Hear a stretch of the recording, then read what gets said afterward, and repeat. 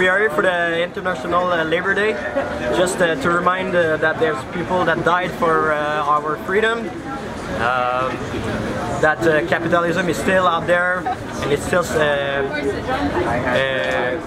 barbarism, that capitalism is still fighting against vulnerable people, the poor people. So we are here to tell that there's still resistance, and that's it. Because I come from the bourgeoisie, but I've many friends who have difficulty with poverty, and they tell me the story, and it's really bad, you know. And it's also psychological and physical, so that's why I'm here for solidarity around the world, and for people who struggle every day with poverty, and that's it. It's so easy to say, yeah, we need a revolution, but when I see that people, the poor people are busy working and putting money aside for the education of their child, I don't know what to say about it, but it's sure that we have to keep fighting for social justice and free education and things like that. So some small changes can bring something bigger, that's for sure, but I don't have the solution, really not.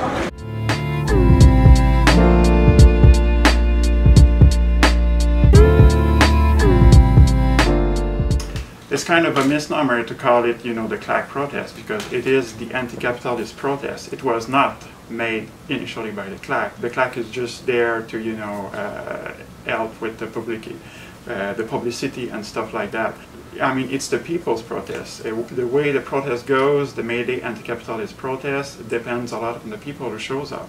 And we just sit back and relax and let the thing happen on its own, which I think is the most beautiful thing about May Day protest.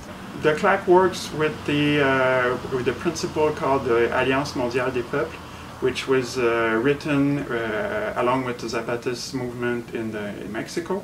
So basic principles are anti-authoritarian and rejection of the world system, the current world system, and a support of a diversity of tactics. Pretty much where, and we still follow the same principle today.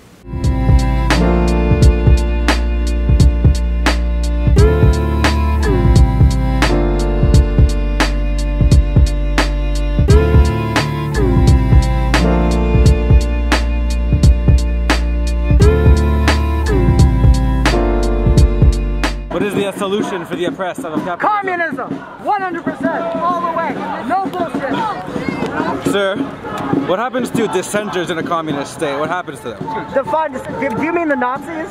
No, anyone. Anyone that wants to have private property, the kulaks, anyone. They're liquidated. They're liquidated, what does that mean?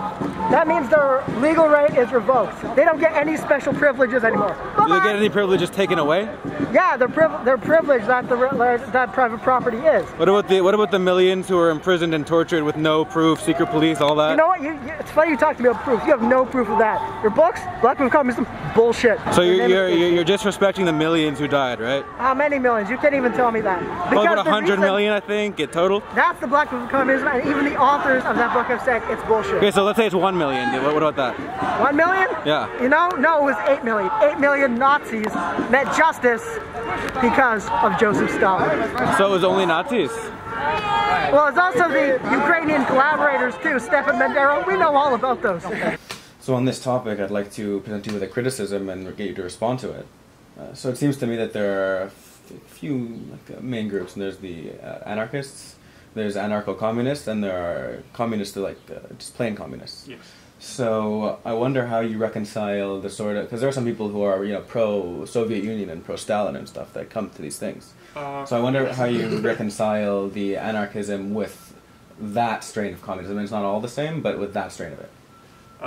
People who come to the CLAC must respect the principle of the AMP, the Alliance Mondiale des Peuples. And we have expelled some groups where there are some groups in Montreal who are pro-Stalinist. You're correct. There are very few, as you might guess. We even found one group who was in favor of North Korea, diffusing propaganda about North Korea, and we're just, you really think North Korea is the workers' paradise? So yeah, no, they're not coming. I mean, they can come to the protest if they want to, but if they start diffusing their stuff, no way. And they're not participating in the the organization either. The only communist group who participate in the organization are those who respect the AMP principle, which means non-authoritarianism, which some groups respect. When I'm talking to them, they speak themselves of communists, but I think they're more like anarcho-communists in some cases. But yeah, we've had some issues with group in the past, yes.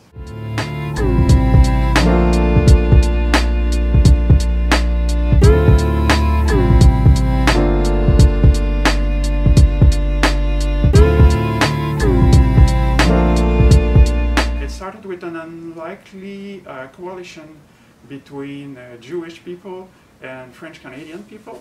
So the Jews were in that weird situation where they had a lot of education from Europe, but they were fleeing the pogroms and the rise of fascism, even in the early 20th century in Europe, and they were fleeing to Canada, where they had this whole education. They had this whole knowledge from their European days, but they were working in very, very poor condition. They were mostly working in textile factories. And so there were some connection made with the French-Canadian who were in similar situation then, also with, I think, Scottish and Irish people. And together, the anarchist ideas started to merge into communist ideas too, and they decided to do a May Day protest in the early 20th century, which ironically was repressed by the police, of course, but also by the students, because you have to remember, in the early 20th century, the people who could afford to go to a university were the rich people, the sons, not really the daughters, sadly, just the sons of the rich people, and they saw the communists and anarchists as a menace to their hegemony, so they attacked the protest by them.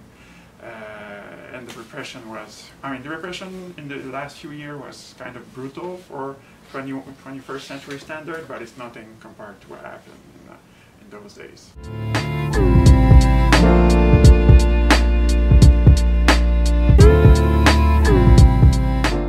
Well, a few years we had what we called these kids with the, they were called like the Black Bloc, where basically they were just in black. They hid their faces, and their distinct look was to be all in black, so that they would all blend in the sense that nobody would be identifiable. And they would just shove it to the crowd, and with derogatory slogans, and sometimes, well, I can't just say sometimes, they actually did, most of the times, they would just use objects where they were thrown towards establishment or law enforcement, and this sort of turned the crowd a little more rowdy, and then the police had to react in consequences to what they were facing, and this always usually ended up in massive arrests and major disturbance.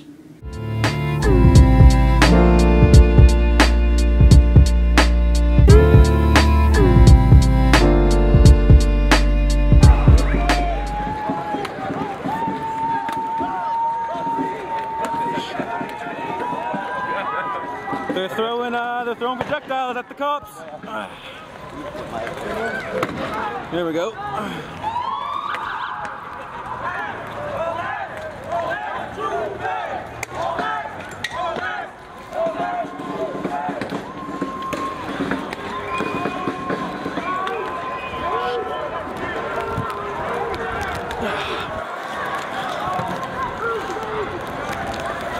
Oh, there we go.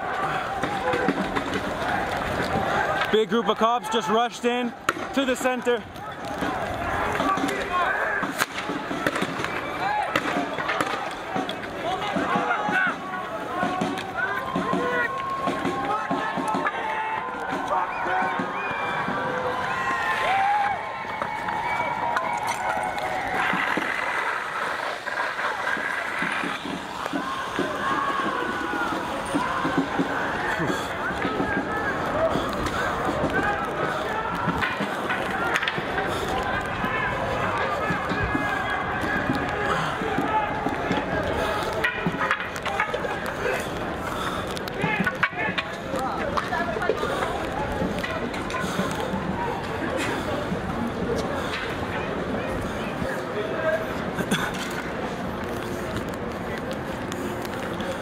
They've all dropped their gear, their flags.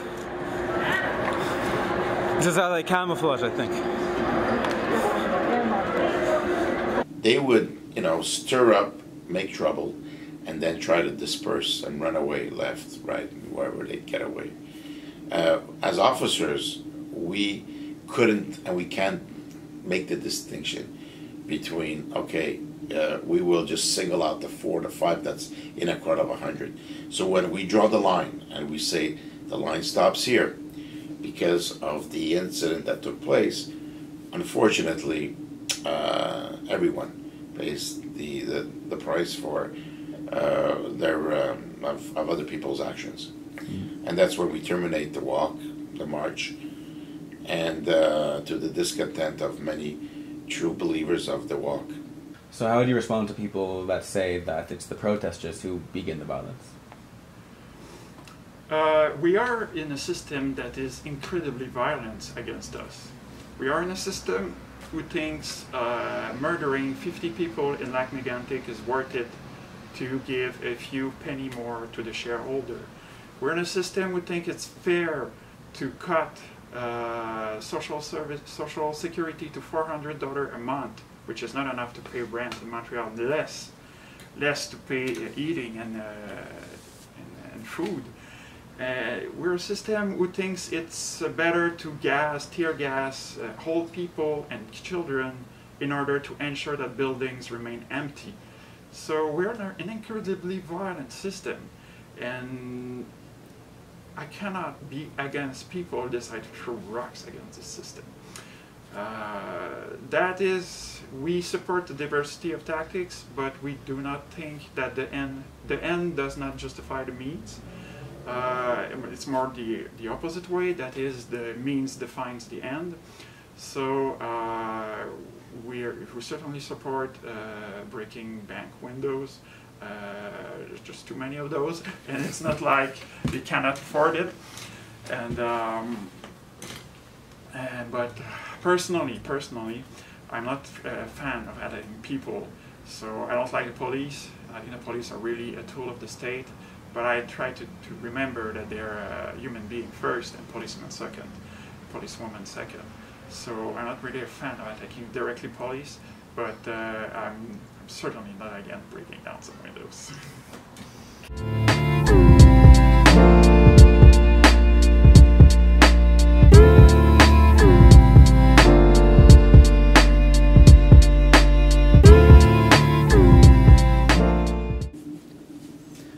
And do you ever worry that in one of these situations that a police officer, an individual, might overstep his or her bounds and potentially hurt a protester when they're dispersing it? Absolutely. I mean, we are professional. We train for this. But again, there's a difference between training for something and actually living what's happening. And you know, police officers are no different than anyone else in the sense that they're humans.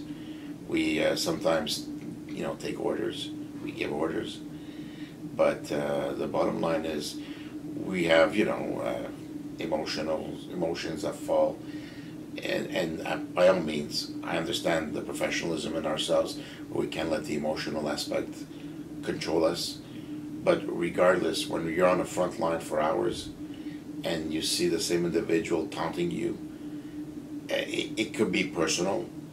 We don't recommend it. We don't encourage it. We actually, when we notice this, as the officer in charge of the platoon, we're supposed to remove the individual that we could feel could maybe slip and make it personal. However, you know, we have seen situations where an officer himself has been cornered unexpectedly. They sometimes, by pushing a crowd, they break rank, and you know, they're left to defend on their own for a few seconds. And you know, there is the swinging of the baton and the stick and the shield going in ways that, you know, when it's being filmed, it looks like it's not professional. And the media has a tendency of adding on to that scenario. But again, we are liable for our actions. And there's been in situations where the officers have been reprimanded for it. It's stuff that doesn't make the news, but we know it. It causes dissension in the ranks between ourselves, where we feel that the department doesn't back us up enough. But you know, most I would say 99% of us, we're very good at what we're trying to do, and we're professionals. Just that odd one or two cases where the media happens to focus on, you know, loses its true value of what we're there for. You ever worry about the police officer's safety? Yes, we've had a police officer in one of these interventions lose an eye. He was in the crowd. We have what we call undercover officers in crowds, where they will infiltrate the crowd so to spot potential disturbers that need sometimes to be plucked aside. And this is not just Montreal that does this. I mean, worldwide we've seen this practice being done. And in this particular case, this undercover officer, dressed in civilians in the crowd, at one point found himself on the other side, on the lines with the police. So he wasn't protected with the gear that we have, like the shield and the helmets and the visors. And objects were being thrown in. And somebody, or someone, they were using slingshots and with marbles. And projector, the projectile landed in the gentleman's left eye, and he lost his eye. Due to that, he ended up he had to retire, and you know, it's you know, it's things that shouldn't happen, but it has happened, and we are, you know, well aware of our safety. And that's just one individual that lost an eye, but we had other situations where guys had to fall on what we call B. In French, that's blessé en devoir, where while they're in the function of their occupation, they got injured on the job, and from rocks hitting their legs, their foot, twisted their ankles. So we had also officers that got injured. So yes, we are aware of our safety, and it is a priority to us.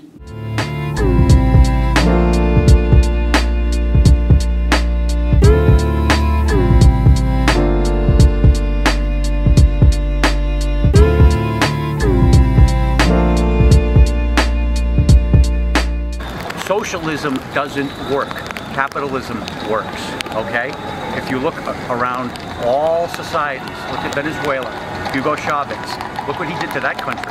Look what they're going through. There's no bread on the shelves. People are dying. And these people here don't want to work, okay? Go get a job, make a living, and everybody's happy. Donald Trump rules. Thank you very much, okay? He won, he's our president. Thank you, okay? And what about people that say that capitalism, you know, exploits people and... Exploits what? Capitalism means that property is held by private individuals. Thank you. The opposite of that is that property is held by the state. And your rights are tied to your property. So if you don't have property, you don't have rights. For example, this camera is your camera, right? I rented it actually. Yeah. It's you that decide how it's used. If it's the property of the state, you need the permission of the state to use it. That's a form of slavery. And the United States government can't do anything right. Their best part of their government is the U.S. Postal Service, and they're bankrupt, okay? When government takes over, takes all our money, spends it like crazy. You know what? There's a $900,000 program at the University of New Hampshire to study cow farts, okay? That's what they're studying. They're now studying the mating rituals of turtles in California. That's government money. And all you gotta do is look at Chicago, Los Angeles, Boston, New York, and all the, you know, homeless and all the dreads of the world. We could be helping them. I'm not, you know, listen, I think the rich should pay more in taxes. I do agree with that. But these people want to take all the money from the rich and give it to the